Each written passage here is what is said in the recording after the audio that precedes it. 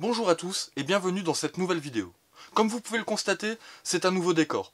Les petits pois sont donc en vacances forcées le temps que je me réorganise, mais ils reviennent très vite.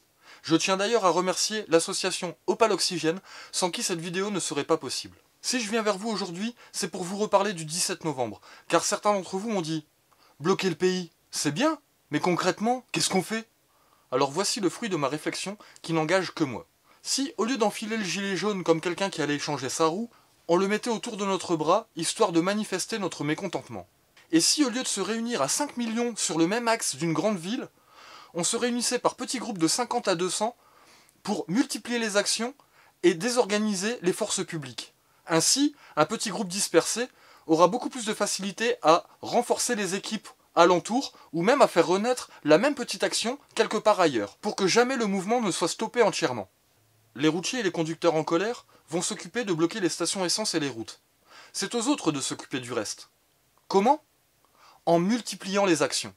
Par exemple, il est possible d'occuper son poste de travail, mais d'arrêter totalement la production. Occuper son poste de travail pour ne pas être remplacé.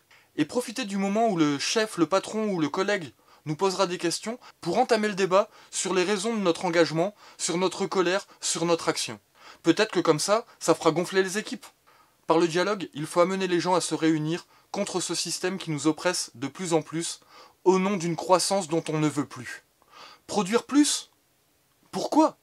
Il est grand temps de dire à notre roi que malgré son joli prénom, la vie n'est pas un film de cul. L'union fera notre force. Réunissons toutes nos idées pour une bonne fois pour toutes les poser sur la table. Partageons nos colères, nos idées, nos solutions, nos efforts, pour récupérer un pays digne. Digne de ses prétentions, pays des droits de l'homme. C'est de notre devoir de se battre pour récupérer les droits qui nous sont chaque jour volés. Pour ma part, je reviendrai régulièrement vers vous pour faire le point sur notre révolution. Un chèque pour le carburant des travailleurs ? Et les autres ?